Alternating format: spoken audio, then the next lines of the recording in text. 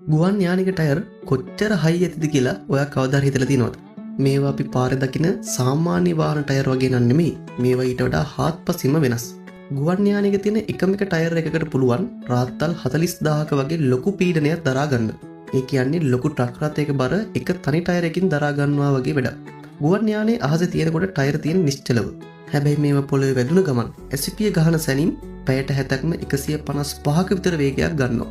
අන්න ඒ වෙලාවට ඇතිවන ඝර්ෂණය නිසා තමයි යානයක් ලෑන්ඩ් කරනකොට ඔයාලට කළු පාට දුමක් දානවා දකින්නේ. සාමාන්‍ය රබර් ටයර් එකක් නම් මේ වෙලාවට කෑලි වලට පුපුරලා යනවා. ඒත් මේ විශේෂ ටයර් වලට පුළුවන් යානයක් 200 පාරක් හෝ 300 පාරක් ලෑන්ඩ් කරනකම් කිසිම අවුලක් නැතුව පාවිච්චි කරන්න. ෆැරන්හයිට් අංශක 400ක රස්නයක් වුණත් මේවට ඔරොත්තු දෙනවා. හැබැයි මේකේ ගාන ඇහුවොත් නම් ඔයාට පුදුම හිතෙයි. මේ එක ටයර් එකක් ඩොලර් 7000ක්. ඒ කියන්නේ ලංකාවේ මුදලින් ලක්ෂ 20කට ආසන්නයි. ඉතින් ඔයාට මොකද මේ ගැන හිතෙන්නේ? ජීවිත